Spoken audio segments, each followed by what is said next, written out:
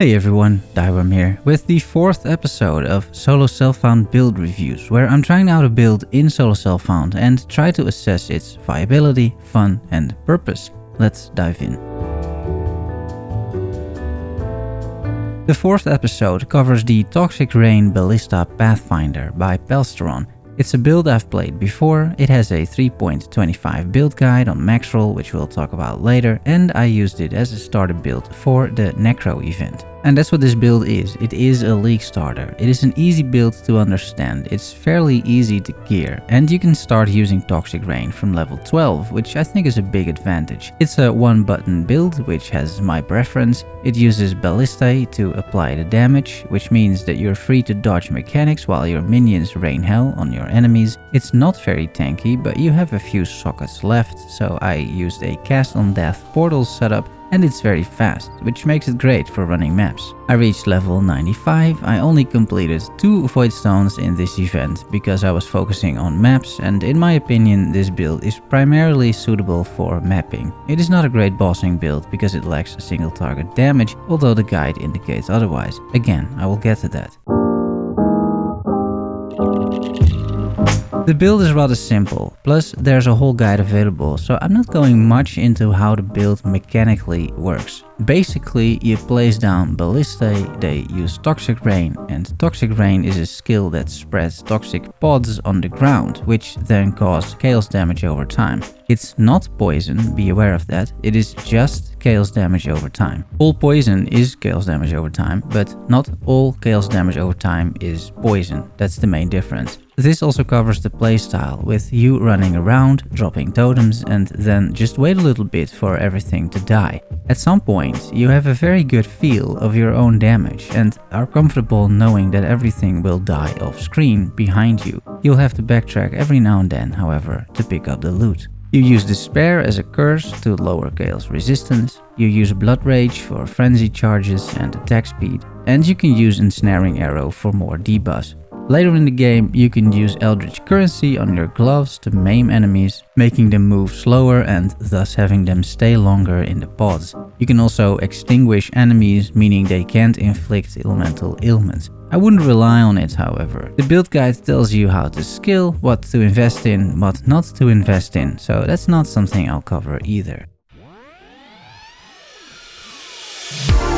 Let's talk about pros and cons. I will list the one on Maxroll and I'll get a few myself in as well. Starting with the pros. 1. Enemies are perma-slowed, according to Maxroll. That's mostly a defensive thing, plus they stay longer in the AoE on the ground. However, if you encounter fast enemies, soul eaters, enemies that blink, or bosses that move around a lot, you will notice that Toxic Rain can't keep up and your damage output suffers. 2. Safe playstyle, according to Maxroll. That is definitely true. You can place totems, keep your distance, and move out of the way using phasing. 3. Easy gearing, according to Maxroll. Which is mostly true, meaning I deem this build SSF viable. I will get into gearing later on. 4. Easy leveling, according to me, because of 2 reasons. 1. You get the Toxic Rain skill early on, which is great, and 2. You are a ranger, meaning you have access to plenty of movement speed, onslaught and phasing in the passive tree, which makes for a very smooth leveling experience. You're squishy though, so be careful. And 5. A zoom playstyle, which is great for running maps. This is also a pro according to me. Then some cons.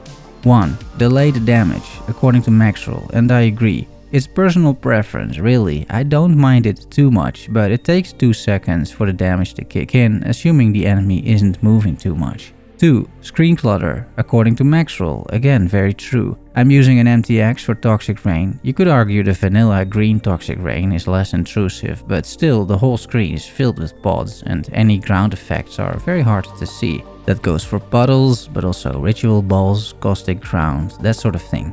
Far from ideal. 3. Defense, according to me.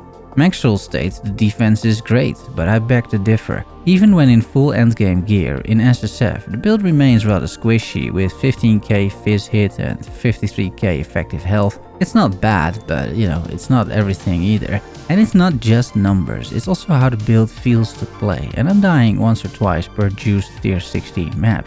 Doing content much harder than this, like Uber bosses or tier 17, it doesn't seem viable. 4. Constant pressing of Life Flask. You have to click the life flask every 6 to 8 seconds, depending on the quality and the Atlas passives. Without the life flask regen, you die, so next to constantly placing totems, you have to keep this up as well. Be mindful of that. Small self-plug, check the description for Google Docs on all my SSF stuff, account name, POBs, Atlas trees, etc. There's a Discord link in there as well. I have a guild, Thy Guild, feel free to join in-game. And don't forget to subscribe, guys. Okay, back to the video. Leveling with most bow builds is smooth, and this is no exception. You start out with Caustic Arrow, but soon you swap over to Toxic Rain. In the event, you find plenty of currency, so I was able to get an early 4-link using Binding Orbs. Using the library quest, you buy the 2 efficacy gems to fill those 4 links, and you're running around with a double Toxic Rain setup. 1 self-cast, 1 totem. I found Val Haste in a Val side area, which is a great addition to the build. Val Haste isn't hard to get. You can also buy a bunch of regular haste gems and use Val Orb on them. After killing Gitava, I'm in maps and I'm still running around with 2 Toxic Rain skills, 1 totem, 1 self-cast. This is the point where the guide starts to show a few flaws. The guide was updated from a much older version, but several mistakes and inaccuracies remain, even though it has the 3.25 tag. For example, the PoE link and the passive trees on the website do not match, making it hard to figure out how to swap from the double Toxic Rain setup to just totems. The Maxroll guide doesn't mention anything about it either at the time of writing. For those more unfamiliar with the build, this can be quite confusing and also costly in terms of respec points, because the passive tree differs quite a bit. Another small mistake is with the flasks. The guide states that the silver flask should have an attack speed suffix, but you can't roll that anymore since a few patches, yet the guide wasn't updated to reflect that. If you're unaware it's not an existing mod, you may waste a ton of alteration orbs. The third thing I don't think is correct is the use of damage on full life support gem. If you're not taking the life mastery that lets you count as full life at 90% life, you're not getting the bonus, because you're running blood rage, so you're always losing health, even with the flask up. You're never at 100% health. The endgame build doesn't have these in the links, but I don't think you should ever slot it in. Just use vicious projectiles instead, it's much better.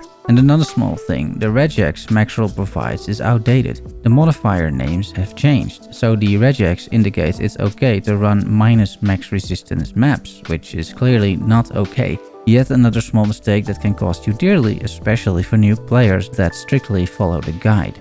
I will say that the guide does an excellent job explaining all of the mechanics, whether it is Toxic Rain itself, how the flasks work, or defenses. It's a good read.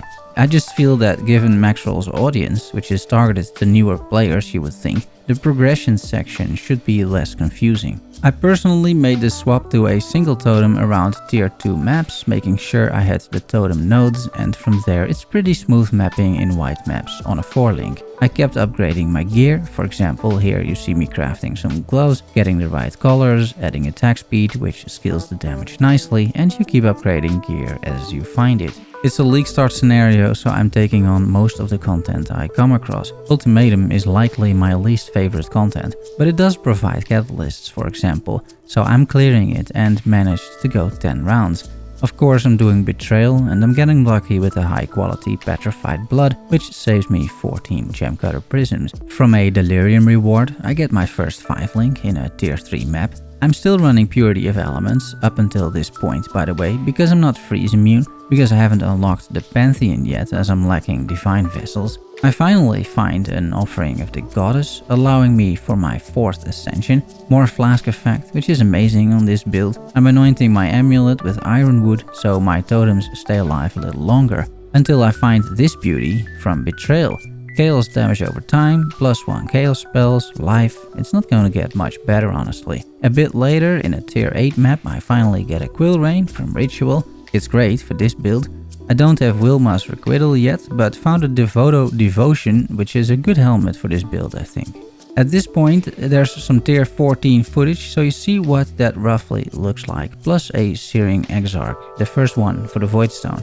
It's not bad, but it's definitely not great either. Tier 16 maps, that's a stretch really, and enemies take a long time to die. I'm still not having a 6 link at this point either. I find that much later in a tier 12 map, as you can see over here. It's not great, but 6 links are a big DPS increase, and after a little bit of crafting, it's got decent colors and it's usable. I started farming the coming storm cards, check the wiki or type it in the Atlas search bar to see where those drop. 8 of them turn into a lightning coil, which I'm handing in over here. I used a jeweler's omen to give it 6 sockets, and then I just farmed up 1500 orbs of fusing to 6 link it. You can do that by turning in 6 links, by turning in 6 socketed gear, which provides 7 jeweler orbs, and you can then turn in again 4 jeweler's orbs for 1 orb of fusing. It takes a few hours really, but it's not that bad. A lightning coil makes you much tankier because it converts physical damage to lightning damage. Still, tier 16s remain a challenge until you get that Wilma's requital. To help me improve my chances to get one, I put the Solaris circlet on my loot filter and started using a bunch of orbs of chance, hoping to hit it. You see me spending a few hundred of them over here. I don't have it on record, as for some reason Shadowplay Nvidia wasn't recording, but I finally hit it and got myself a Wilma's requital. It's a game changer, really. You practically double your attack speed and you get 1 extra totem, which means 17% or so more damage, going from 5 to 6 totems. It's a big deal, and without the Wilma's the build feels uncomfortable in high tier maps. With it, the build feels complete, so keep that in mind. The last step in progression that I took was the cluster jewels. Both are fairly common, plus you can trade 5 cluster jewels of the same rarity for a new random one. Using the cluster jewels, you get another boost in damage because it allows you to run 3 auras, meaning Petrified Blood, Haste and Malevolence. That's a big deal. I finish it with upgrading my Toxic Rain to a 2120 gem. I find yet another Beanos from the Seer. I got another rare item from Xof. And I'll show you just a bit of endgame mapping to finish this section. I hope you appreciate the sort of small 0 to hero progression in this review.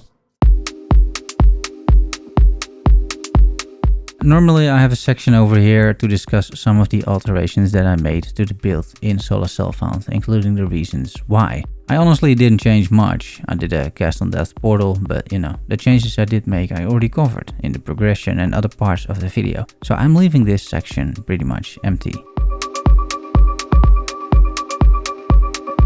Let's go over the gear. So you see what I managed to gather in SSF and what the build looks like as a result. I think gear is a decent indicator of SSF viability after all. You've seen the unique pieces already, meaning the Quill Rain, the Lightning Coil and Wilma's. The quiver is average with some damage over time and life on it, but no attack speed, which is pretty bad. The gloves are decent with strength, resist, lots of life and AoE, which you can ideally get to 39%. I was stuck at 30% myself because I can't upgrade my amulet with this. The boots, I got Onslaught on there from a Betrayal Unveil, which means I'm not using a Silver Flask for Onslaught and go Quartz Flask instead. You do miss out on some attack speed because a Silver Flask would gain the Flask effect and the Onslaught on boots don't. But I really want to have phasing in the build, or it feels horrible to play because it's also so fast. Plus the spell suppression I get from the flask helps me cap my spell suppression. The amulets you already saw.